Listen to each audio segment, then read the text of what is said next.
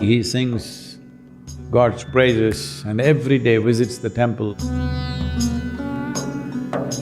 They took a small piece of wood, boom, hit on each person's head. He screamed in pain. The linga that everybody worships, his feet were on it and he was lying down. The yogi said, "That's all, go home."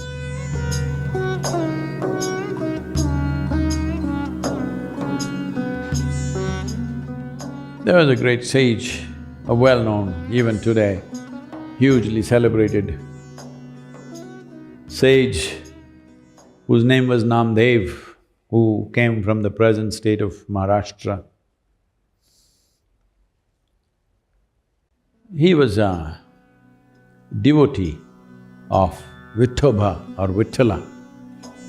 Vitthala is one form of worship which this temple in Pandharpur kind of galvanized a whole devotional movements, and Namdev stands out in that. So every day, he is a devotee, he sings God's praises and every day visits the temple, spends long time there. He is already known in the town as a very great devotee. So one day somebody looks at him and they say, "See, all your devotion is fine, but still, you have not realized anything, you're not enlightened." So Namdev got picked. How do you say, "I'm not enlightened, I'm just living for God, every word I utter is of God. How can you say I am not?" He said, "See, outside the town today, under this particular tree, a few yogis have gathered. Many of them are enlightened beings. Maybe you should go and sit among them, you will realize what you lack. You're becoming a celebrated devotee, all right? Slowly people are celebrating you more than the God. So you must go sit there." So Namdev said, "What's my problem? Let me go on." He went and sat there. About 10, 12 are there and then this person who had suggested this, "I think it's time we test out in this group who is kacha gada, who is an unburnt pot.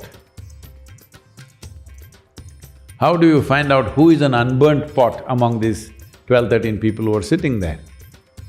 So they took a small piece of wood, a plank, a thin plank, and went and boom, hit on each person's head. By the sound, they will know who is an unburnt pot. When they came and hit Namdev, he screamed in pain. Then they said, "This is an unburnt pot." Then Namdev felt deeply insulted, humiliated among people, and then he asked, "What should I do?" They said, "All your devotion is fine, you're doing well on that area, but there's no realization here. You need a guru." He asked, "Who is that guru?" They said, "See, if you go like this in this jungle, there is one little temple, there is a yogi, he's the best guru for you." He went there with a lot of reservations, he went there. When he went and saw, the guru was lying down with his feet on the deity or the linga that was there, the linga that everybody worships. His feet were on it and he was lying down and enjoying the afternoon. Namdev saw this and he was aghast. He's a devotee. He doesn't even… in India most people won't even stretch their legs towards this. They will never stretch their legs towards me, because that is considered highest level of disrespect. In a temple, they will never ever sit like that. But here this yogi is putting his feet on the linga and lying down. Then Namdev became very angry and he said, "What is this nonsense? You got your feet on the sacred linga and they tell me I must learn from you?" The yogi said, "Oh, is it? My feet are on the linga, I didn't realize. Do one thing, I'm so very tired, can you just, take my legs and put it this way?" So Namdev lifted his legs and put it this way. Where he put his feet, there another linga came up. Oh, I'm sorry, once again on the linga, put it here. He again moved it here, another linga came up. Wherever he put it, one linga came up. Then Namdev looked at him completely bewildered. The yogi said, that's all, go home.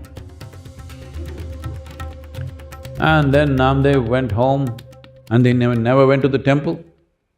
People said, what happened to your devotion? You did not went to the temple? He said, I was a fool, I thought he was only in the temple. Now I see him everywhere. So I don't have to go to any particular place. I will go to the temple when I need to. I have no problem with that.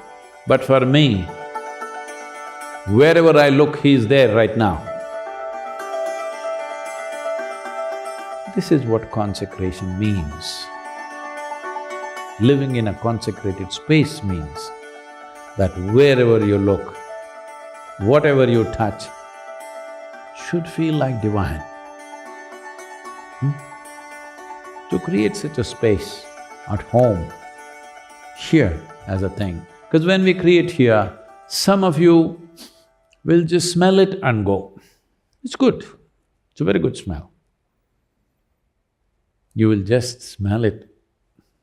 Smell it means I want you to understand, suppose food comes, with the smell, then the mouth starts watering, then you have to ingest.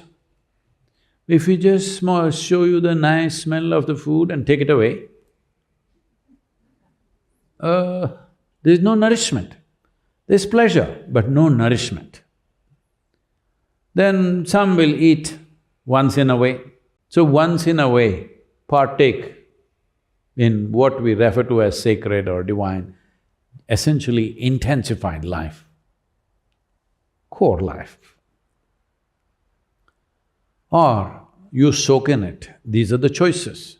Whatever your choices, they are your choices. If you think you have a very long life, you can come once in a way, partake in it and go, it's fine, because we know one way or the other you will spread it. If you want to soak in it, if you understand, you are a mortal life, life is not forever, you want to soak in it, then such possibilities are there. We will be creating various opportunities where people can live and work and live here, create their own office spaces and live here, various ways. Many possibilities we will unfold in the next 12 months or 18 months. Slowly, the unfolding of this will happen. The idea is maximum number of people should soak in the divine, not just have a little flirtation